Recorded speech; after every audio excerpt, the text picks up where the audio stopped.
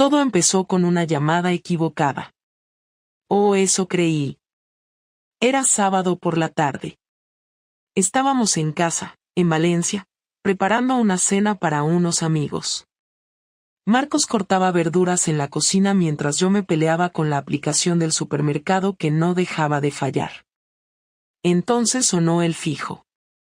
Nadie usa el fijo ya, así que nos miramos extrañados. Yo contesté con un simple diga, esperando que fuera alguna compañía queriéndonos vender fibra óptica. Pero no. Era la voz de una mujer, joven, nerviosa. Preguntó por Álvaro. Le dije que se había equivocado. Pero antes de colgar, soltó algo que me dejó helada. ¿Puedes decirle que no puede seguir viniendo por las noches? Mi hija pregunta por él. Colgué sin decir nada más. Me quedé unos segundos mirando al teléfono como si esperara que volviera a sonar. Marcos ni se enteró. Seguía cortando cebolla, canturreando esa canción absurda que siempre pone de buen humor. No dije nada. No sabía si era una broma, un error, o algo más. Pero esa noche, mientras cenábamos con nuestros amigos y todo parecía normal, esas palabras me taladraban la cabeza. ¿Quién era Álvaro? ¿Por qué alguien llamaría a mi casa preguntando por él? Y sobre todo, ¿por qué mencionar que iba por las noches? Lo curioso es que en casa nadie se llama Álvaro. Ni amigos, ni familiares, ni vecinos. Nadie. Esa llamada no tenía sentido. O tal vez tenía demasiado. Esa noche me costó dormir. Miré a Marcos dormir como si nada, respirando tranquilo, y algo me picó por dentro. No era solo sospecha. Era otra cosa. Un impulso, una curiosidad rara que me empezó a arrastrar hacia donde no debía ir. Y sí, fue ese momento, esa llamada, lo que me empujó a cometer el error más grande de mi vida. No porque fuera culpa de la llamada, sino porque me dio la excusa perfecta que estaba esperando. Durante los días siguientes, la llamada quedó dando vueltas en mi cabeza como una mosca molesta que no puedes espantar. No le dije nada a Marcos, aunque estuve a punto de hacerlo varias veces. Cada vez que abría la boca para mencionarlo, me detenía a tiempo. Me convencí de que era una tontería, una confusión, algo sin importancia, pero aún así, algo no encajaba. Lo dejé correr durante una semana, pero un sábado por la mañana, mientras Marcos se duchaba, bajé al trastero a buscar una caja con adornos que quería vender por Wallapop y me encontré con algo que no esperaba. Fue una casualidad. Ocurrió porque dejé caer la caja por accidente, y al levantarla, vi que detrás del arcón había otra más pequeña, de esas de zapatos, con una tapa polvorienta. No es que anduviera espiando, ni revisando cosas.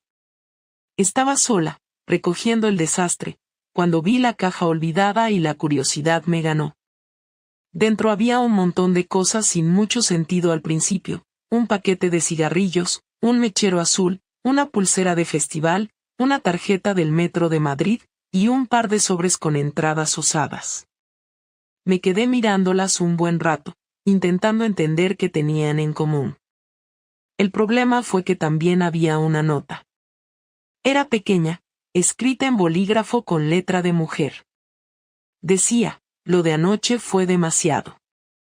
No puedo seguir haciéndolo, pero no quiero dejar de verte. El estómago me dio un vuelco, pero lo primero que sentí fue rabia. No tristeza, no decepción, solo rabia. Volví a meter todo en la caja tal como estaba, bajé la tapa y la volví a dejar donde la encontré. Subí, entré en la cocina, y cuando Marco salió del baño, le serví café como si nada. Le pregunté si había fumado últimamente, sabiendo que llevaba años sin tocar un cigarro. Me dijo que no, que ni se lo planteaba. Le dije que ojalá volviéramos a hacer una escapada a Madrid, como cuando empezábamos, que ya ni me acordaba de la última vez que habíamos ido.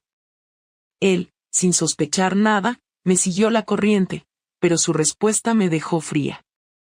Sí, podríamos mirar algo para después del verano, si no estoy demasiado liado. Ese si no estoy demasiado liado me sonó a excusa. Una de esas frases automáticas que se dicen sin pensar, como quien se justifica de antemano. Ese día supe que había algo. No sabía con quién, ni desde cuándo, pero algo había.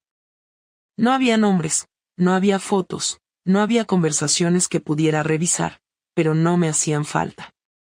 Lo que había encontrado era suficiente para saber que mi marido no era el hombre que yo creía. Lo peor de todo era su normalidad. Su forma de actuar como si todo estuviera bien, como si nuestra vida fuera real, cuando claramente estaba sosteniendo una mentira. Empecé a observarlo como si fuera otra persona. Tomaba nota mental de sus horarios, de sus duchas rápidas después del trabajo, de las veces que decía estar cansado para no salir, de los mensajes que contestaba con una sonrisa idiota mientras me decía que era del grupo del pádel. La rutina comenzó a volverse insoportable.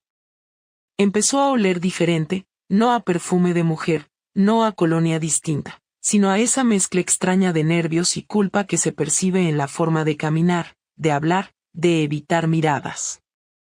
Pero no le dije nada. No aún. Prefería seguir observando, comprobar si todo encajaba. Y una tarde, sin buscarlo, tuve la confirmación que necesitaba. Fue en una cafetería del centro, un miércoles por la tarde. Yo había salido antes del trabajo y decidí sentarme a tomar algo mientras esperaba una cita con una clienta. La mesa frente a mí tenía un par de sillas libres, y al rato se sentó una pareja. No les presté atención hasta que escuché su voz. Era él. Marcos. Con una mujer que no conocía. No estaban abrazados, no se besaban, pero se miraban con una intensidad imposible de disimular. Ella le tocó la mano, él sonrió de esa forma que ya no usaba conmigo. No me vio, pero tampoco me molesté en esconderme. Me quedé sentada, observando como una idiota, durante los 20 minutos que duró la escena. No necesitaba más. No fui hacia él, no hice ningún escándalo.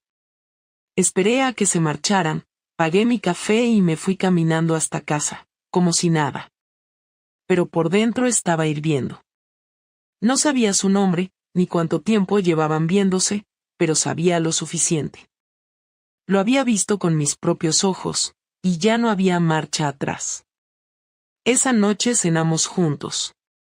Me contó que había tenido una reunión inesperada con un proveedor que venía de fuera. Me lo dijo mirándome a los ojos, sin pestañear, como si creyera que aún podía mentirme impunemente. Le dije que tenía cara de cansado, que ojalá pudiéramos tomarnos unas vacaciones en septiembre. Él me dio un beso en la mejilla y dijo ya veremos. No sabía que yo ya había decidido que septiembre no iba a llegar. Al menos no para los dos. Esperé hasta el sábado para hablar con él porque quería hacerlo en casa, sin prisas, sin escapatorias, sin el ruido de la calle ni la neutralidad de una cafetería donde uno se contiene por obligación. Era temprano, estábamos desayunando, él tenía el portátil encendido revisando unas cosas del trabajo, y yo removía el café sin mirar lo que hacía. No era una conversación que pudiera tenerse con suavidad, así que fui directa. Le dije que necesitábamos hablar. No levantó la vista del ordenador, simplemente dijo que sí, que claro, que después del desayuno. Le repetí que no era una sugerencia. Cerró el portátil sin decir nada, y entonces me miró. Esa fue la última vez que vi en su cara un gesto neutro, porque lo que vino después lo fue borrando todo. Le pregunté si conocía a una mujer que había estado con él en la cafetería el miércoles. Tardó un segundo en procesar la frase, y fue ese segundo el que lo delató. El silencio, aunque breve, fue suficiente. Después dijo que no sabía de qué le hablaba. Le dije el nombre del local, la hora exacta, la mesa junto a la ventana. No había forma de confundirlo. Lo observé tragar saliva. No intentó negarlo. Solo dijo que no era lo que yo pensaba. Entonces me reí, no por burla, sino por lo absurdo de la respuesta. Le pregunté si pensaba que había pasado por ahí por casualidad, que me había inventado todo, o que yo era tan estúpida como para no saber lo que estaba viendo. Me miró como si le costara reconocer que se había quedado sin excusas. Vale, dijo. Solo eso. Vale. Le pedí que me explicara cuánto tiempo llevaba viendo a esa mujer. Me respondió que no sabía exactamente, que unos meses. Le pregunté si era la misma con la que tenía las notas en la caja escondida en el trastero. Me miró sin contestar. Le pregunté si la había llevado a nuestra cama. Me dijo que no. Le dije que no le creía. Me dijo que lo entendía.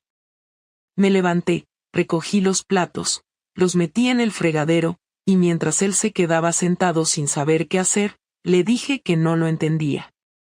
No entendía por qué, después de tantos años juntos, después de todo lo que habíamos construido, había tenido la necesidad de meter a otra persona en nuestra historia. No buscaba una respuesta lógica, no la hay, pero necesitaba escucharlo intentar explicarse. Quería saber si lo que sentía era culpa real o simplemente la frustración de haber sido descubierto. Me dijo que no lo planeó, que fue algo que se fue dando, que empezó con conversaciones, con salidas que no parecían tener ninguna importancia, y que se dejó llevar. Dijo que no pensaba dejarme, que no pensaba terminar con nuestra relación. Me molestó su forma de hablar como si aún tuviera la posibilidad de decidir algo. Le dije que él ya había tomado decisiones por los dos, que ya había cruzado límites sin consultarme, que ya había cambiado las reglas sin avisar. Me dijo que no quería perderme. Le pregunté qué parte de mí creía que todavía tenía. Me levanté del sofá, fui al cuarto y saqué su maleta del armario. No para echarlo, sino para que supiera que no estaba jugando. Cuando volví al salón, seguía sentado en el mismo sitio. Le dije que tenía dos opciones, decirme toda la verdad, sin edulcorar nada, o marcharse en ese momento y asumir que yo me enteraría igual, por otras vías. Lo pensó, pero al final habló. Me dijo que su nombre era Clara, que trabajaba en una empresa con la que colaboraba desde hacía casi un año, que al principio eran solo almuerzos de trabajo, pero que empezaron a gustarse y a verse fuera de los horarios laborales. Dijo que no fue por sexo, sino porque se sentía escuchado, que con ella podía hablar sin sentirse juzgado. Esa frase me jodió especialmente. Le pregunté si alguna vez le había hecho sentir juzgado. Me dijo que no era eso, que eran cosas diferentes. Le dije que era fácil decirlo cuando uno ya está metido hasta el cuello en algo que no debería existir. Quise saber si ella sabía de mí. Me dijo que sí, que sabía que estaba casado, que él nunca lo ocultó. Le pregunté si alguna vez hablaron de dejarme. Dijo que no, que nunca fue esa la idea. Le pregunté si ella lo presionaba para verse. Dijo que no, que los dos lo hacían porque querían. Entonces le pregunté si él aún quería seguir viéndola. Esta vez tardó más en responder. Dijo que no lo sabía. Le dije que esa era la respuesta más honesta que me había dado. Después, durante casi un minuto, no hablamos. Se quedó mirándome, como si buscara una reacción emocional de mi parte que no estaba dispuesto a tener él mismo. Pero yo no lloré, no grité, no lancé nada. No quería darle ese privilegio. Lo que sí hice fue abrir la puerta del balcón. Le dije que necesitaba aire y que, por el bien de los dos, se fuera a casa de su hermano esa noche. Me preguntó si quería que volvieran a hablarlo al día siguiente. Le dije que eso dependía de él y de lo que decidiera hacer con su maldita necesidad de sentirse especial con otra. Se fue sin decir nada más. Ni un abrazo, ni un beso, ni un intento de despedida como los de antes. Solo agarró su chaqueta, las llaves del coche, y se marchó. Esa noche dormí sola por primera vez en años. Y por primera vez en mucho tiempo, dormí sin preocuparme por si roncaba, si movía mucho las piernas o si me quedaba dormida con la luz encendida. Pasaron 3 días sin que Marcos y yo tuviéramos contacto. Ni un mensaje, ni una llamada, ni un intento de acercamiento. Al cuarto día apareció por casa con una caja de cartón y una expresión que no supe interpretar del todo. Pensé que venía a recoger algunas cosas, pero no fue eso. Me dijo que necesitaba hablar conmigo, que no se sentía cómodo quedándose en casa de su hermano, que no quería andar de sofá en sofá como si fuera un adolescente, que quería explicarme bien las cosas. Le dije que podía hablar lo que quisiera, pero que no pensara que íbamos a volver a lo de antes solo porque había pasado el fin de semana fuera. No respondió. Abrió la caja que traía y me la enseñó. Dentro había más notas, fotos, tickets de viajes, pequeños objetos, incluso una camiseta que no era suya. Me dijo que era todo lo que tenía relacionado con ella, que quería dejarlo todo atrás, que necesitaba que yo lo viera. No entendí bien si lo hacía por culpa, por desesperación o por estrategia, pero no lo interrumpí. Lo dejé hablar. Dijo que había terminado todo con Clara, que lo había hecho el mismo lunes por la mañana, que fue directo a su oficina y le dijo que no podían seguir. Que ella lloró, que le dijo que no entendía nada, que si todo había sido una mentira, que si la había usado. Él le dijo que no, que lo que pasó había sido real, pero que no tenía sentido continuar. Que no iba a destruir su matrimonio por una historia sin futuro. Cuando me lo contó, noté que no había dicho que estaba arrepentido. Solo que lo había terminado. Le pregunté si lo hizo por mí o por miedo.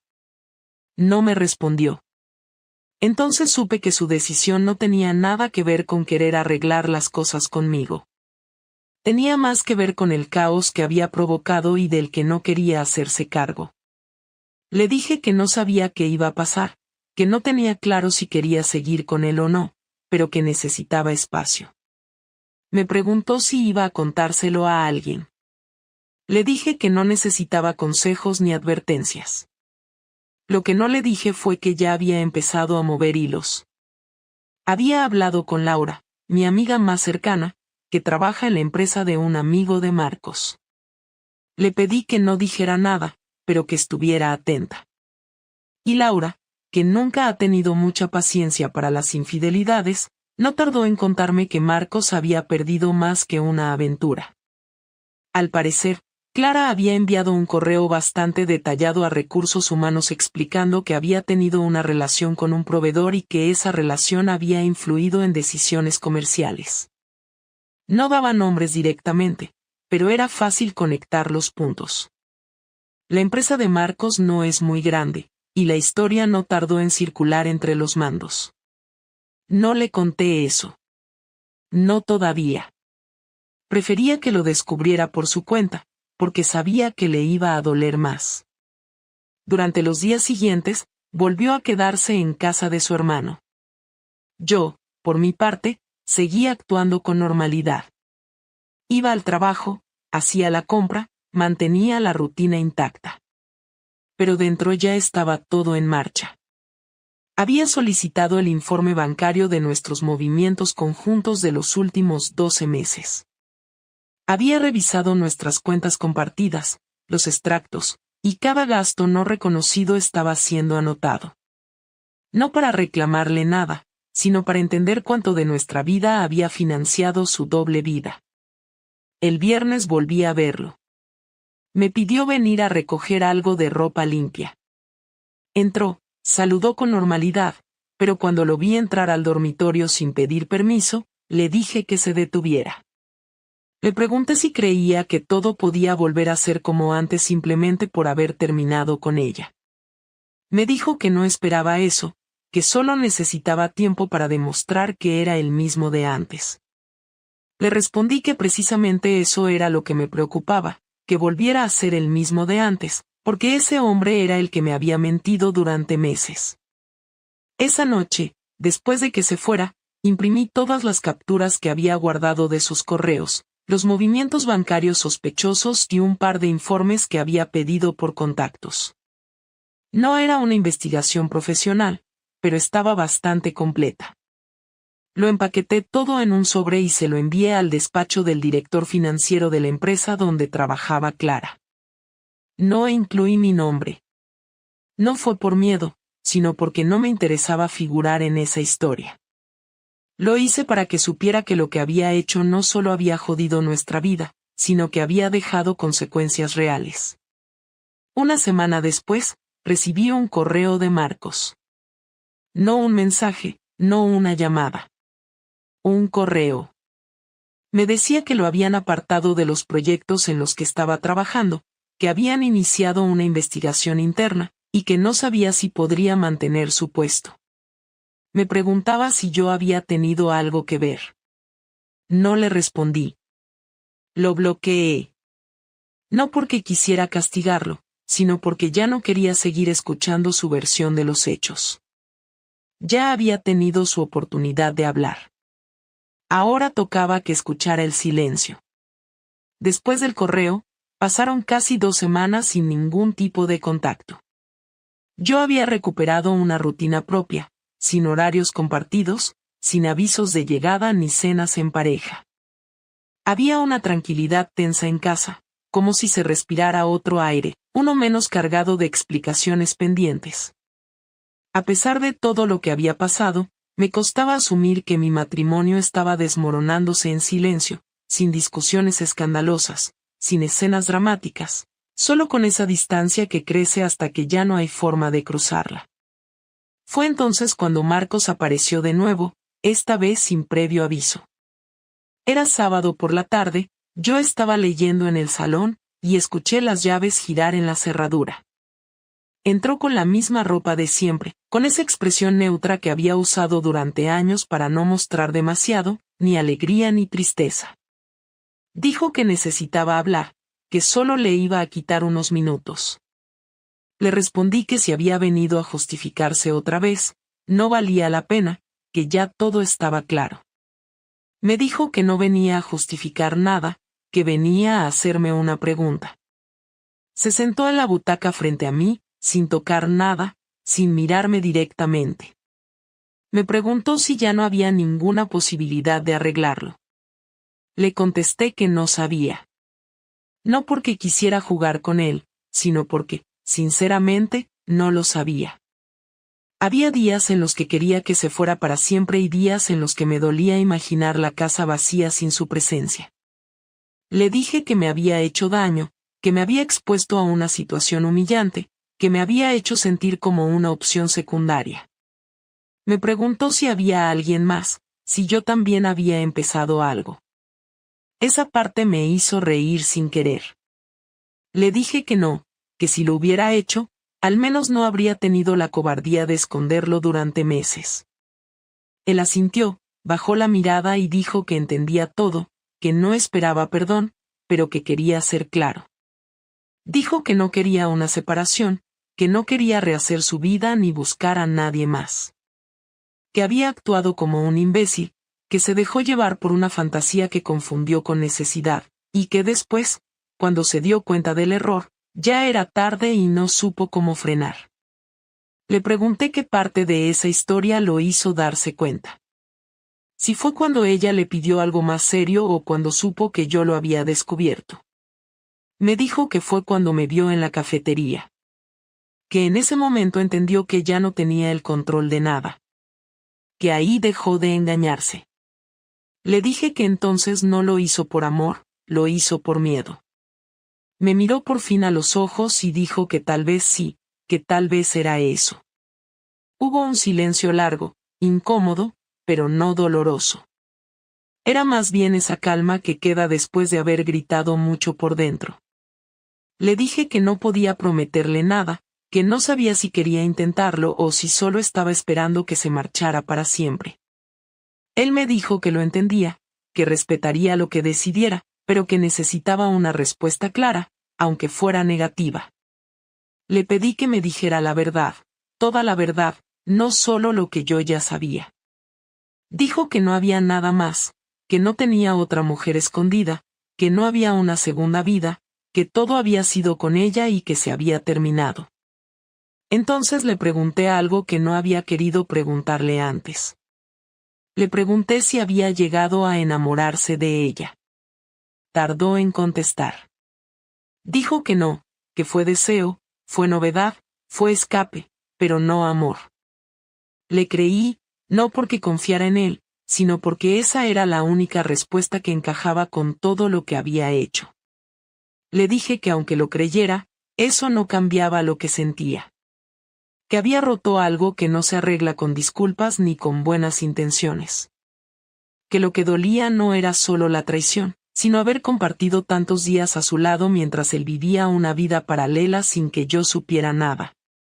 Me preguntó qué necesitaba de él ahora. Le dije que necesitaba espacio real, no solo físico. Que no podía seguir viendo su ropa colgada en el armario, su cepillo en el baño, sus cosas en el cajón como si nada hubiera pasado. Le dije que se buscara un piso, que viviera solo por un tiempo, que dejáramos de actuar como si esto fuera una simple crisis de pareja. Me preguntó si eso significaba que íbamos a divorciarnos. Le dije que no lo sabía, que no estaba lista para tomar esa decisión, pero que necesitaba distancia para saberlo. Me dijo que aceptaba, que haría lo que fuera necesario, que quería recuperar mi confianza. Le dije que no era confianza lo que tenía que recuperar, era mi paz. Nos quedamos callados un rato más. Después se levantó, me dio las gracias por escucharlo y me preguntó si podía llevarse algo de ropa para la semana. Le dije que sí, que lo hiciera sin prisa. Mientras lo veía entrar y salir del dormitorio, no sentí odio ni tristeza. Solo una especie de cansancio profundo, como si ya no quedara nada más que decir. Antes de irse me preguntó si podía llamarme de vez en cuando. Le dije que mejor no, que si tenía algo que decirme, me escribiera, y que yo contestaría si lo consideraba necesario. Asintió, me dio un último vistazo y cerró la puerta.